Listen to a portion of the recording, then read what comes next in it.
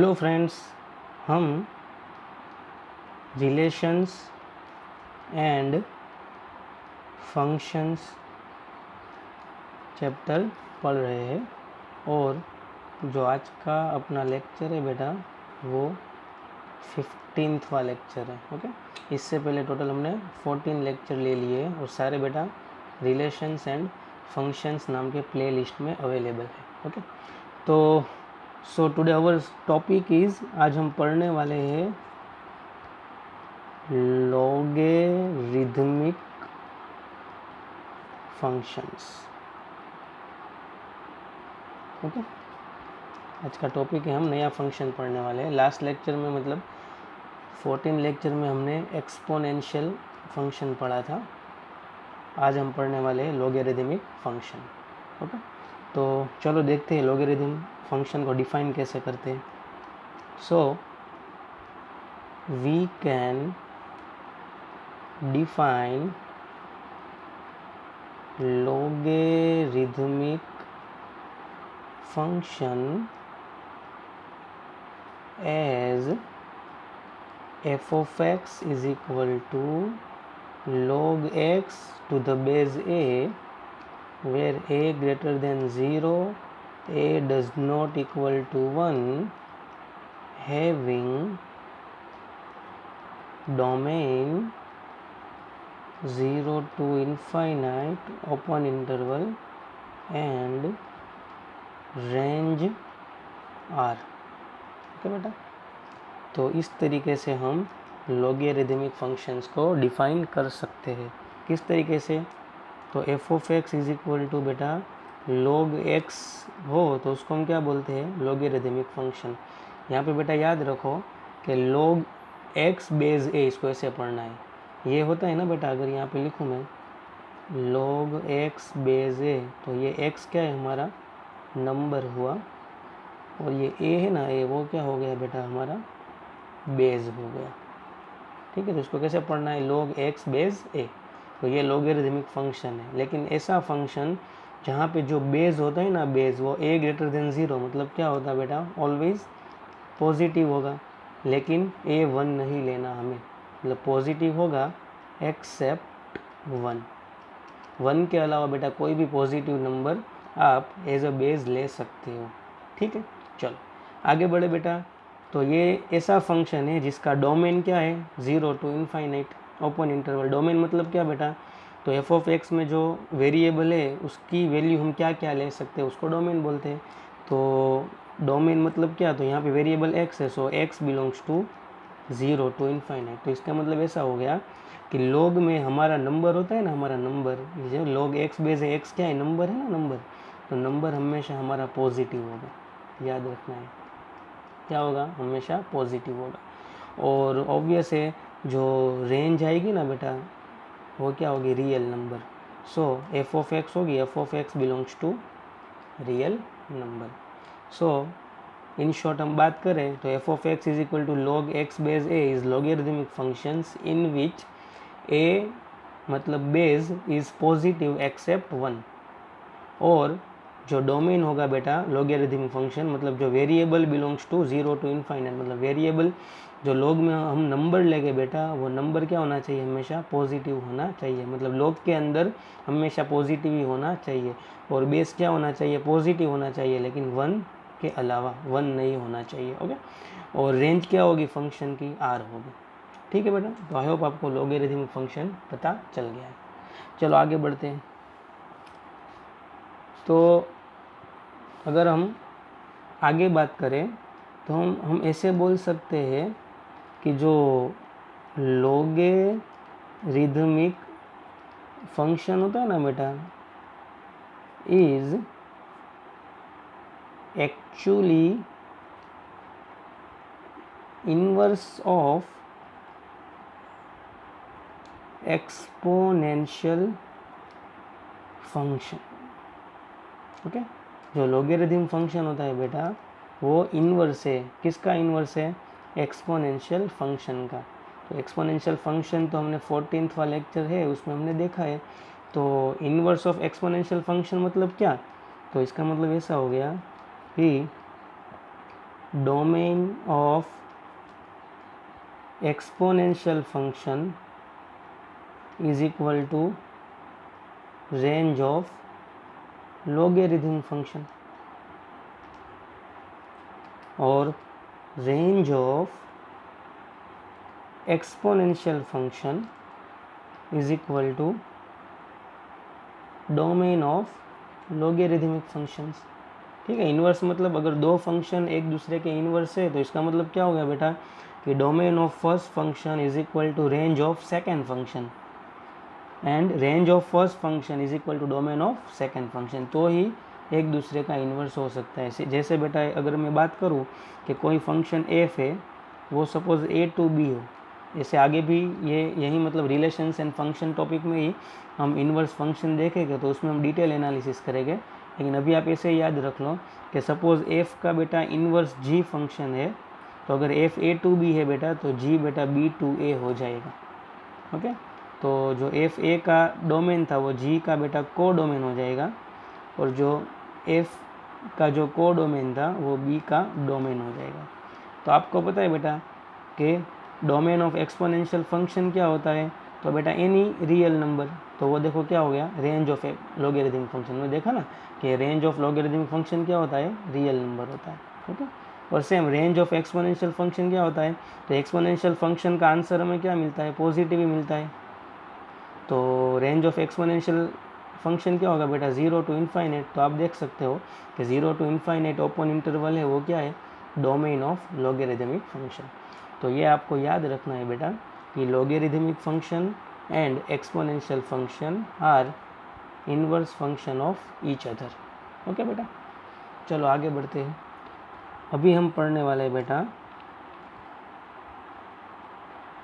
Properties of logarithmic function. Logarithmic function की हम बेटा प्रॉपर्टी देखने वाले हैं, और ये बहुत इम्पोर्टेंट है, ध्यान से देखना। ओके, चलो आगे बढ़ते हैं।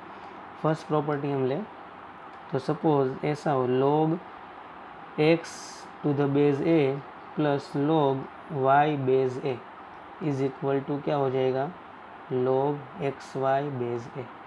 अगर बेटा दो log वाले फंक्शन के बीच में प्लस हो और दोनों का बेस अगर इक्वल हो, सेम हो, तो वो दोनों में क्या हो जाएगा बेटा, तो ये दोनों का जो नंबर होगा ना, मतलब ये दो log को आप कंबाइन कर सकते हो, एक सिंगल log लिख सकते हो, और जो सिंगल log आएगा उसका नंबर क्या होगा बेटा, तो ये जो दो सेपरेटली log है उसके जो नंबर है उसका मल्टीप्लिकेशन हो जाएगा। ठीक है, याद रखो बेटा दो log के बीच में कौन सी साइन हो, प्लस साइन हो, और दोनों के बेस क्या होने चाहिए, सेम होने चाहिए। अगर दोनों के बेस बेटा सेम ना हो तो हम ये ऑपरेशन परफॉर्म नहीं कर सकते।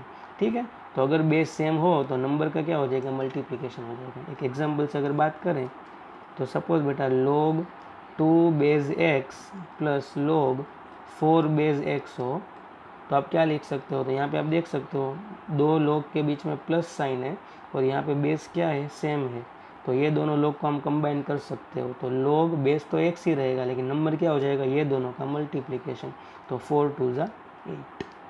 ओके, चलो सेकंड प्रॉपर्टी देखते हैं। Second property is log x base a minus log y base a is equal to, अगर दो log के बीच में माइनस साइन हो और दोनों का बेस सेम हो तो ये दो log को आप कंबाइन कर सकते हो, और कंबाइन जो log होगा उसका नंबर क्या होगा, तो ये दोनों का नंबर का डिवीज़न x बाई वाई, और बेस तो क्या रहेगा जो कॉमन है वो। So log x base a minus log y base a is equal to log x divided by y base a। अगर एक एग्जांपल से हम बात करें तो log 8 base x minus log 4 base x हो तो क्या कर सकते हैं, तो यहाँ पे देखो दो log के बीच में माइनस साइन है और बेस क्या है बेटा, सेम है, तो क्या हो जाएगा, तो log नंबर आएगा ये दोनों का division 8 divided by 4 base x, तो ये हो जाएगा a log 8/4 होगा 2 बेस x। ओके बेटा, तो आई होप आपको ये प्रॉपर्टी समझ में आ गई है। चलो थर्ड प्रॉपर्टी देखते हैं। तो log x raise to y base a is equal to क्या होगा? तो याद रखना बेटा, अगर कोई नंबर के ऊपर पावर हो, क्या हो, ये y है बेटा, y वो किसकी पावर है? याद रखो x की पावर है। ठीक है, तो याद रखना अगर log के अंदर जो नंबर है उसके पास कुछ पावर हो तो वो पावर आप आगे मल्टीप्लाई में ले सकते हो। तो ये y कहाँ पे आ जाएगा? आगे आ जाएगा। तो ये हो जाएगा y log x base a। याद रखना बेटा, अगर ये y log की पावर होती तो कुछ नहीं कर सकते हम, नंबर की पावर होना चाहिए। ठीक है, अगर एग्जाम्पल से मैं बात करूँ बेटा, तो सपोज एक ऐसा है एग्जाम्पल कि log 8 base x is equal to log 8 है बेटा, उसको 2�3 तो हम लिख सकते हैं बेस x।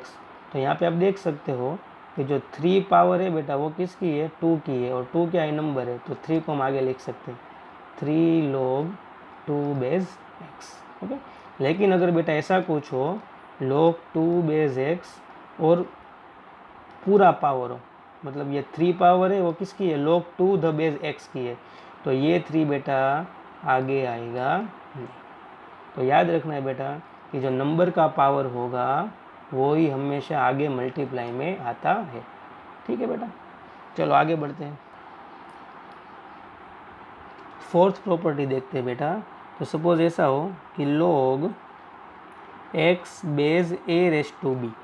ओके, यहाँ पे आप देख सकते हो कि यहाँ पे पावर है बेटा वो बेस के ऊपर है। तो अगर बेटा बेस के ऊपर पावर हो, वो अगर पावर आपको आगे लाना हो तो वो क्या हो जाएगा बेटा? तो वो आ जाएगा 1/b आ जाएगा। तो 1/b log x to the base a। Okay, तो याद रखना बेटा थर्ड प्रॉपर्टी में हमने क्या देखा था?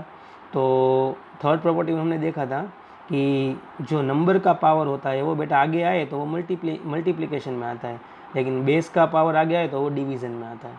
ठीक है, एक एग्जाम्पल से अगर हम बात करें बेटा, तो सपोज ऐसा हो कि log सपोज है 2 बेस, यहाँ पे ले लेता हूँ मैं 25, चलो ठीक है, इज इक्वल टू log 2, ये 25 है बेटा, उसको 5 स्क्वायर तो हम लिख सकते हैं ना। ठीक है, तो यहाँ पे आप देख सकते हो कि जो 2 है वो बेस 5 का पावर है, तो अगर 2 को मैं आगे लिखना चाहूँ तो वो हो जाएगा 1/2 log 2 बेस 5। तो बेस का पावर डिवीज़न में आता है और अगर नंबर का पावर हो तो मल्टीप्लिकेशन में आता है। ठीक है बेटा, तो आई होप आपको समझ में आ रहा है। चलो नेक्स्ट प्रॉपर्टी देखते हैं, फिफ्थ। तो सपोज बेटा ऐसा है log x बेस a। अगर ये log है बेटा, उसको आपको रेसिप्रोकल करना है। तो अगर आप बेटा log को रेसिप्रोकल में लिखेंगे ना तो 1/log ये बेस और नंबर इंटरचेंज हो जाएगा, मतलब जो x नंबर था वो अभी बेस हो जाएगा और जो a बेस था वो अभी नंबर हो जाएगा। और सेम बेटा उसको वाइस वर्सा भी आप परफॉर्म कर सकते हो। कैसे? कि अगर log डिवीज़न में हो और आपको बेटा ऊपर न्यूमरेटर में लिखना हो तो जो नंबर और बेस हो उसको इंटरचेंज कर देना है। ठीक है, अगर एक एग्जाम्पल से बात करें तो log 2 बेस 8 हो, उसको अगर रेसिप्रोकल लिखना हो तो 1/log क्या हो जाएगा? 8 बेस 2 हो जाएगा। ये नंबर और बेस क्या हो जाएंगे? इंटरचेंज हो जाएगा। ठीक है, चलो आगे बढ़ते हैं। 6 प्रॉपर्टी log सपोज बेटा log 1 और यहाँ पे बेटा एनी बेस बेटा कोई भी हो। ओके, जो log के रूल के हिसाब से जो बेस होते हैं कोई भी बेटा बेस हो। पेन यहाँ पे खाली हो गई है, चलो पेन बदल लेते हैं। अगर log के अंदर नंबर क्या हो?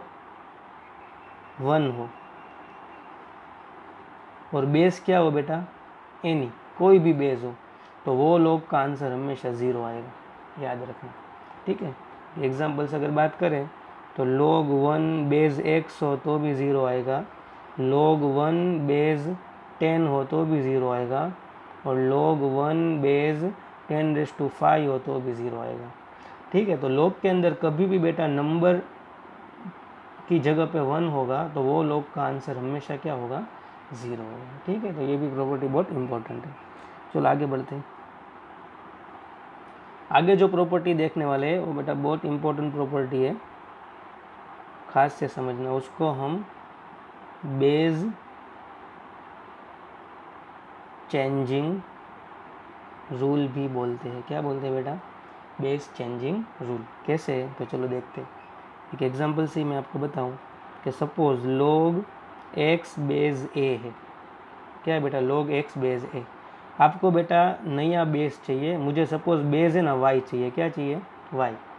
तो मैं क्या करूँगा, तो log x बेस y में ले लूँगा, मुझे जो चाहिए वो। लेकिन डिनोमिनेटर में जो बेटा ओल्ड आपका बेस होगा वो नंबर बन जाएगा। तो divided by log a base तो y होगा, हमने बेस तो y ले लिया। ठीक है, फिर से उसको देखो बेटा क्या बोलते हैं, बेस चेंजिंग रूल। तो कभी भी बेटा आपको क्वेश्चन सॉल्व करने में अगर बेस को आपको कन्वर्ट करने की ज़रूरत पड़े तो वहाँ पे आप ये rule, it means base changing rule apply कर सकते हो। और कैसे अप्लाई करना है, तो जो बेटा आपको नया बेस चाहिए वो लिख लेना है, लेकिन डिनोमिनेटर में जो ओल्ड बेस होगा वो बेटा नंबर बन जाएगा। तो आपको ये जो log x बेस y है उसको किससे डिवाइड करना होगा, log a बेस y से। ठीक है, एक एग्जांपल से और समझें कि सपोज log 4 बेस 5। क्या है बेटा, 4 बेस 5, और आपको बेटा न्यू बेस चाहिए, सपोज न्यू बेस आपको 2 चाहिए। क्या लेना है, 2। तो क्या ले लेना है, तो log 4 बेस 2, मैंने नया बेस ले लिया 2, लेकिन डिवाइडेड बाई क्या होगा बेटा, तो जो ओल्ड बेस होगा वो नंबर बन जाएगा। तो log 5 बेस 2 से मुझे डिवाइड कर देना, क्योंकि बेस तो नया ही लेना है, लेकिन जो ओल्ड बेस होगा वो नया बेस बन जाएगा। ठीक है, और एक एग्जांपल से अगर आपको समझाओ बेटा, तो log a बेस b हो। क्या हो, a बेस b, और आपको बेटा सपोज न्यू बेस x लेना है। तो log a base x upon ये जो ओल्ड बेस है वो नंबर बन जाएगा, तो log b बेस x। तो आई होप आपको बेटा अभी बेस चेंजिंग रूल समझ में आ गया है। ठीक है, ये कब आपको अप्लाई करना है, जब बेटा आपको बेस को चेंज करना हो, वो क्वेश्चन के हिसाब से आपको देखना पड़ेगा। ठीक है, जब आपको बेस चेंज करने की रिक्वायरमेंट खड़ी हो तो आप बेस चेंजिंग रूल अप्लाई कर सकते हो। ठीक है, चलो आगे बढ़ते हैं।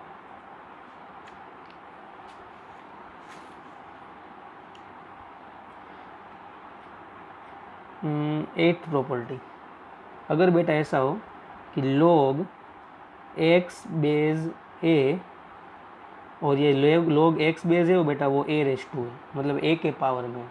तो याद रखो बेटा कि जब भी आपको log कोई नंबर के पावर में देंगे तो या तो बेटा वो log का बेस और जिसके पावर में है वो नंबर सेम होंगे, या आप बेटा सेम कर सकते हो। You are able to same this number and this base. ठीक है बेटा, तो याद रखो कि जब भी log कोई नंबर के, फिर से बोल रहा हूँ, कोई नंबर के पावर में हो तो या तो डायरेक्टली आपको log का बेस और वो नंबर दोनों सेम हो गए, या तो आप उसको सेम कर सकते हो। तो यहाँ पे देखो डायरेक्ट मैंने सेम ही ले लिए, a raise to log x base है। तो यहाँ पे देखो log का बेस a है और log जिसके पावर में वो भी a है। तो कभी भी आपको ऐसा फॉर्मेट दिखे तो डायरेक्ट उसका आंसर क्या आ जाएगा बेटा, नंबर आ जाएगा। जो log का नंबर होगा ना वो, तो log का नंबर क्या है, x है, जो आवर आंसर इज x। ठीक है, एग्जाम्पल से समझे हम, सपोज बेटा ऐसा हो 2 रेस टू log 4 बेस 2। तो यहाँ पे आप देख सकते हो बेटा कि log जिसके पावर में है वो और log का बेस दोनों क्या है, सेम है। सो आंसर क्या आ जाएगा, नंबर, और नंबर क्या है हमारा 4। So answer is 4। ठीक है बेटा, तो आई होप अभी आपको ये चीज़ें समझ में आ रही है। चलो आगे बढ़ते हैं। 8th वन, सपोज log, यहाँ पे मैं log 0 और बेस a ले रहा हूँ। ठीक है, ऐसे तो बेटा आपको पता है कि जो डोमेन होता है, मतलब जो वेरिएबल होता है नंबर, वो बिलोंग्स टू क्या होगा बेटा, 0 टू इनफाइनाइट ओपन इंटरवल, मतलब 0 नहीं लेना है। लेकिन इन केस कभी लॉग के अंदर 0 आ गया तो आंसर क्या होगा, तो ऑब्वियसली हमें पता है कि यहाँ पे 0 नहीं लेना, अगर 0 लेते तो आंसर इनफाइनाइट आ रहा होगा, इसलिए हमने 0 नहीं लिया। तो इनफाइनाइट बेटा दो टाइप के होते हैं, या तो माइनस इनफाइनाइट या तो प्लस इनफाइनाइट। तो log 0 बेस ए बेटा उसका आंसर माइनस इनफाइनाइट कब आएगा और प्लस इनफाइनाइट कब आएगा वो आपको देखना है। तो याद रखो बेटा, अगर ये बेस ए है, क्या है बेटा, बेस ए, अगर बेस ए बेटा 1 से बड़ा हो, क्या हो, बेस ए 1 से बड़ा हो तो आंसर आएगा बेटा माइनस इनफाइनाइट। और अगर बेटा आपका बेस 0 और 1 के बिटवीन, बेस बिटवीन 0 टू 1, तो आंसर आएगा बेटा प्लस इनफाइनाइट। तो ये बहुत इंपॉर्टेंट प्रॉपर्टी है बेटा, याद रखना कि log के अंदर अगर आपका नंबर क्या होगा बेटा 0 हो, ठीक है, तो डायरेक्टली आपको बेस पे जाना है। अगर base is greater then 1, so our answer is become minus infinite, and if base is between 0 to 1, so our answer is positive, मतलब plus infinite। ठीक है बेटा, चलो आगे बढ़ते हैं। 9th प्रॉपर्टी हम लेते हैं। तो सपोज ऐसा हो कि log p base a is greater than log q base a, then p is greater than q if a is greater than 1। ठीक है, याद रखो बेटा कि जब अगर आपका बेस वो 1 से बड़ा हो, याद है, याद रखो बेटा, बेस है ना, हमेशा दो कंडीशन में देखना है, या तो बेस 1 से बड़ा होगा या बेस बेटा बिटवीन 0 टू 1 होगा। तो अगर आपका बेस 1 से बड़ा नंबर है तो दो log के बीच में जो साइन होगी वो log रिमूव करने के बाद भी वही इनइक्वालिटी रहेगी। यहाँ पे देखो आप कि log p base a is greater than log q base a, then यहाँ पे देखो log और बेस सेम है तो log आप कैंसिल आउट कर दो, जैसे भी बोल सकते हो। सो आंसर क्या होगा, p is greater then q, inequality क्या रही बेटा, सेम रही। लेकिन कब, जो बेस है बेटा वो 1 से बड़ा होना चाहिए। तो ऑब्वियस है इसके रिवर्स प्रॉपर्टी क्या होगी, अगर बेटा जो बेस है वो बिटवीन 0 टू 1 हो तो क्या होगा, तो log p base a greater than log q base a, then क्या हो जाएगा बेटा, p लेस देन q हो जाएगा। ठीक है, तो टोटली बेस पे डिपेंड है। अगर बेस 0 टू 1 होगा तो इनइक्वालिटी विल बी चेंज, जो हो लेस देन हो तो ग्रेटर देन और ग्रेटर देन हो तो लेस देन। और अगर बेस बेटा आपका 1 से बड़ा है तो इनइक्वालिटी बेटा कैसी रहेगी, सेम रहेगी। ओके, चलो 11th प्रॉपर्टी देखते हैं। तो सपोज बेटा ऐसा है, suppose log x base a is equal to y, और अगर आपको बेटा log को क्या करना हो, रिमूव करना हो, क्या करना हो, रिमूव करना हो, तो क्या हो जाएगा, तो हो जाएगा बेटा x is equal to a raise to y। याद रखो बेटा, बहुत इंपॉर्टेंट प्रॉपर्टी है ये। याद कैसे रखना है आपको कि जब भी बेटा log को रिमूव करना होगा तो log इज इक्वल टू कोई एक नंबर होगा, ठीक है। तो आंसर क्या आएगा, log को रिमूव करेंगे तो याद रखना है कि log अगर रिमूव करेंगे ना बेटा तो x इज इक्वल टू, मतलब log का जो नंबर होगा वो इज इक्वल टू, तो इज इक्वल टू के साइड जो नंबर होगा वो पावर में चला जाएगा, किसके पावर में, बेस के पावर में। ठीक है, so x is equal to a raise to y।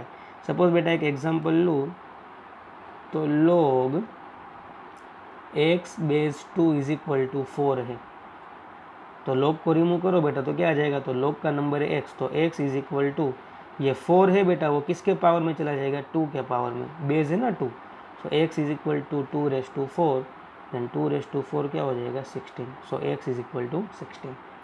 तो ये बेटा कब काम आएगी, तो जब बेटा कोई वेरिएबल को आपको सब्जेक्ट बनाना हो और वो वेरिएबल log के अंदर हो तो ऑब्वियस है आपको log को रिमूव करना होगा, तो इस तरीके से आप रिमूव कर सकते हैं।